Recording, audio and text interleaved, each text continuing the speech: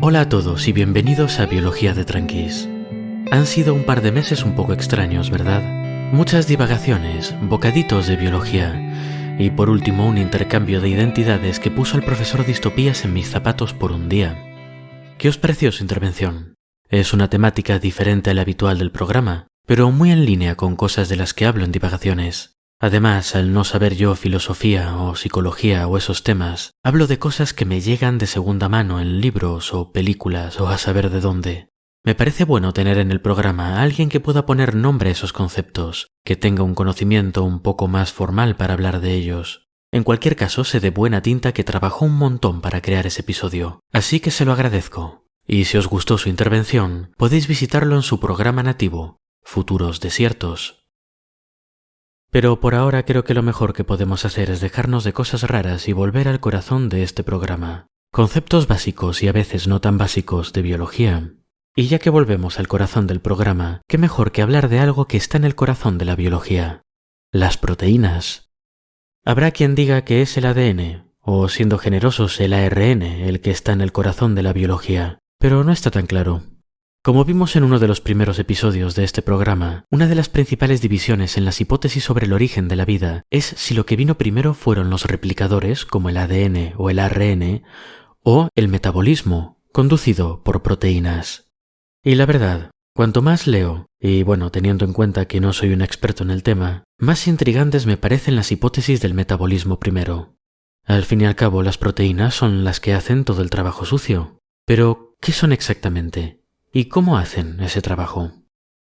La verdad por delante, nunca he sido el mayor fan de la bioquímica. No es que la odie, simplemente me gustan más los animalitos y las plantas y la evolución. La bioquímica, en cambio, parece llena de pequeñísimos detalles, fórmulas que te cruzan los ojos y descripciones en un lenguaje muy hermético de cosas prácticamente imposibles de imaginar. Son temas que no se prestan a la divulgación, y mucho menos a la radio. Así que, como suele pasar tantas veces en este programa, vamos a tratar las proteínas a nivel conceptual. Vamos a intentar entender qué son, cómo funcionan y se construyen, pero intentemos dar un prudente rodeo alrededor de los detalles más puntillosos, ¿vale? Vamos a ello. ¿Qué son las proteínas entonces? En esencia son moléculas increíblemente flexibles, con montones de configuraciones posibles. Y no solo eso, sino que estas configuraciones tan variadas no ocurren al azar, sino que la célula tiene formas de controlar cuidadosamente la composición de cada proteína que produce. Quizá en otro planeta haya formas de vida cuya química pueda crear complejos polímeros parecidos al plástico, o quizá cristales de silicio con distintas impurezas. Pero aquí y ahora, las proteínas son la forma principal en la que una célula puede controlar lo que hace e influir en el mundo que la rodea. Son, en definitiva, sus herramientas. Y la verdad es que herramientas en sentido amplio es una descripción muy apta. Al igual que nosotros creamos implementos, máquinas o componentes para propósitos específicos, la célula fabrica proteínas diferentes con distintas funciones. Algunas pueden ser estructurales, formando parte de cosas como el esqueleto celular. Otras se encargan de facilitar reacciones químicas importantes para la célula. Otras son detectores, órganos sensoriales localizados en la membrana que reciben señales del ambiente o de otras células. Otras están hechas para ser expulsadas y afectar el mundo exterior, ya sea para comunicarse o como arma. Y otras son auténticas maravillas de la nanomaquinaria, formando turbinas o motores rotatorios. En fin, os hacéis una idea. Las proteínas son capaces de cumplir una cantidad enorme de funciones. Eso se debe, como en el caso de cualquier otra máquina, componente o herramienta, a su forma física. Un martillo, una sierra, un tornillo o un taladro tienen todos una forma especialmente diseñada para afectar el mundo que los rodea. Con las proteínas pasa lo mismo, y cada una de ellas tiene una forma física que le permite interactuar con otras moléculas para hacer lo que sea que tiene que hacer. Pero, ¿qué es lo que determina esta forma? ¿Por qué es tan versátil? ¿Y cómo puede la célula controlarla? La clave de la capacidad de las proteínas para hacer todo tipo de cosas importantes está en su componente más básico, el aminoácido. Una proteína viene a ser una secuencia de aminoácidos, pegados uno detrás del otro como eslabones en una cadena. O quizá para este caso sea mejor otra analogía. El otro día vi una pulsera muy curiosa. o bueno, quizás perfectamente normal, pero es que no sé de pulseras. Era una pulsera modular de cosas Disney. Tenía un brazalete que formaba la estructura básica y en él se podían ir poniendo cuentas pues con forma de manzana por la peli de Blancanieves, o de carroza por la Cenicienta, o un pescadito por Buscando a Nemo. Os dejaré una foto en la descripción. La clave de todo esto es que pese a que todas estas cuentas encajan en el brazalete, tienen formas muy diferentes, y los tamaños son parecidos, pero también varían. Pues bien, las cadenas de aminoácidos son muy parecidas a una pulsera Disney. Sin entrar mucho en detalles bioquímicos, podemos imaginarnos cada aminoácido como una T. En el lado izquierdo del palito horizontal de la T tenemos un grupo amino, que incluye nitrógeno e hidrógeno. En el lado derecho del palito horizontal tenemos un grupo ácido, que incluye carbono y oxígeno. De ahí el nombre, aminoácido. Por otra parte, en el palito vertical de lo que sería la T, tenemos un mogote bioquímico que los científicos llaman R y que puede variar mucho.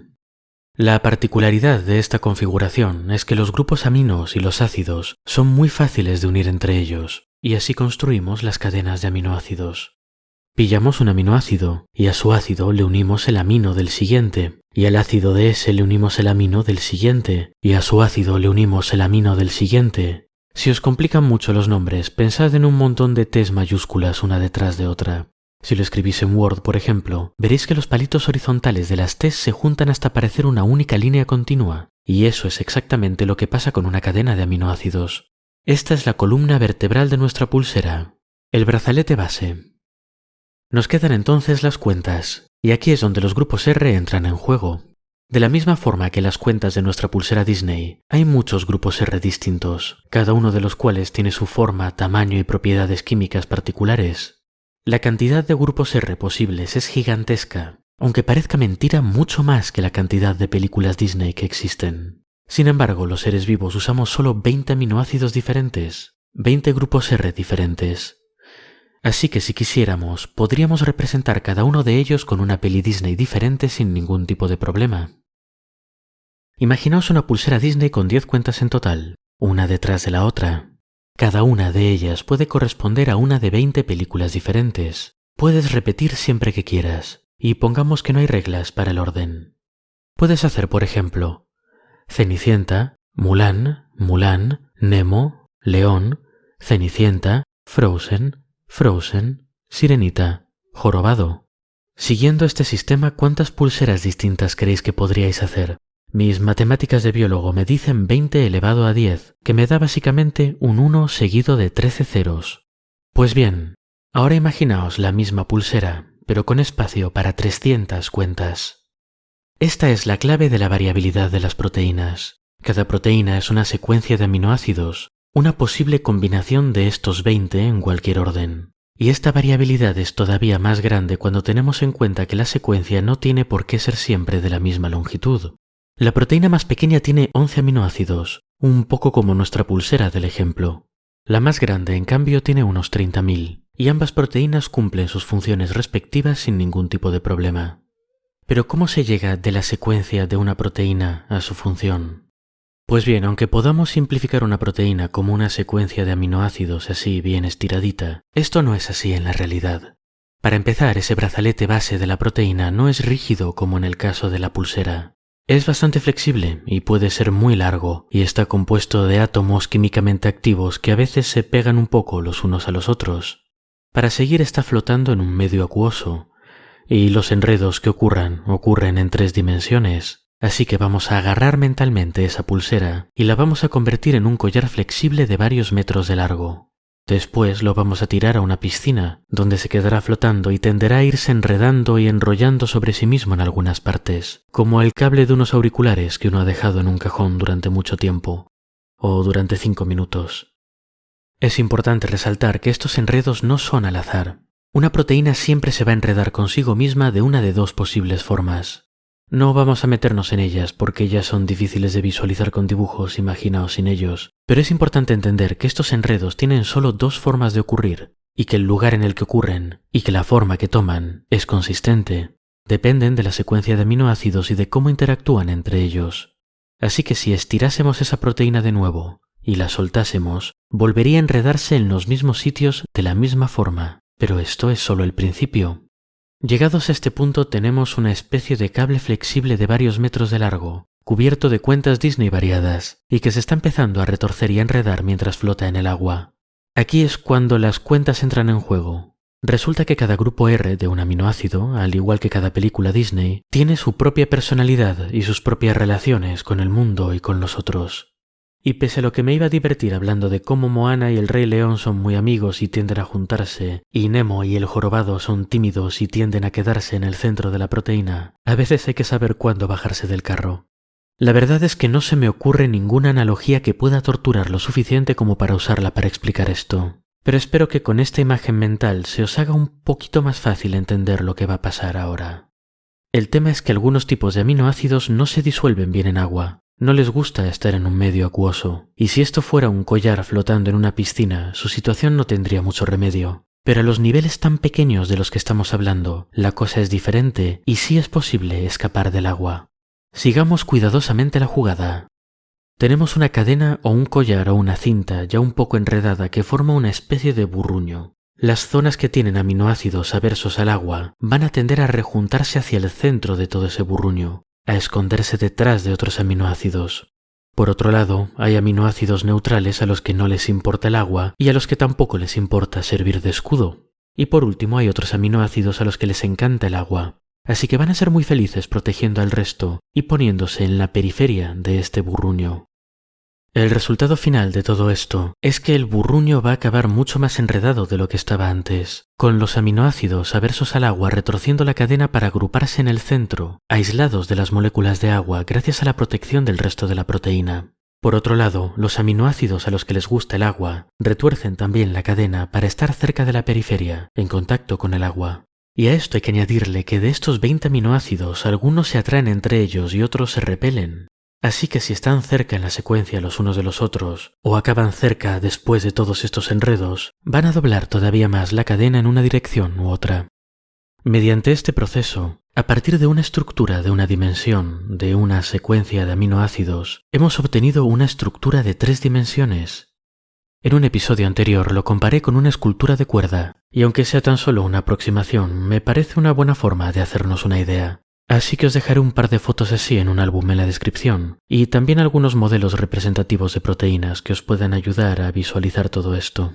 Pero nos cueste más o menos visualizarlo, lo importante es quedarse con 2 conceptos. El primero es que la estructura, la forma de una proteína, es la que determina el trabajo que va a poder hacer, como pasa con cualquier máquina, con cualquier herramienta.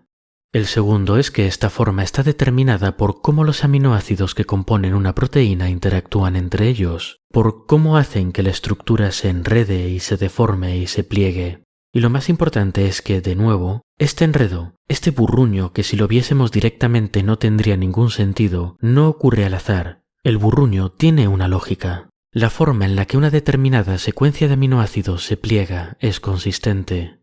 Si tomamos 2 secuencias iguales de aminoácidos y las colocamos en las mismas condiciones, se plegarán de la misma manera y tomarán la misma forma tridimensional. Este es un proceso muy complicado, y aunque podamos conocer más o menos las normas que lo rigen, predecir la forma tridimensional de una proteína a partir de su secuencia de aminoácidos ha sido durante décadas un problema de computación que ha traído de cabeza a muchos científicos. Aunque en los últimos años el programa aprendiente, no pienso llamarlo inteligencia artificial, AlphaFold de Google, ha hecho unos progresos impresionantes a la hora de descifrar esta lógica del burruño.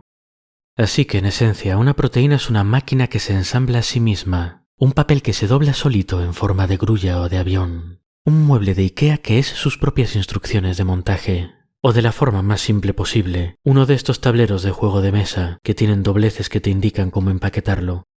Esto quiere decir que si podemos especificar la secuencia de aminoácidos que compone una proteína, podemos controlar su forma y podemos fabricar todas las copias de esa máquina que necesitemos. Desafortunadamente, los seres humanos no sabemos hacer eso. Bueno, mejor dicho, no sabemos hacerlo adrede. Porque nuestras células, y bueno, todas las células de todos los organismos vivos sobre la Tierra, sí que saben hacerlo. No podrían funcionar si no fuese así.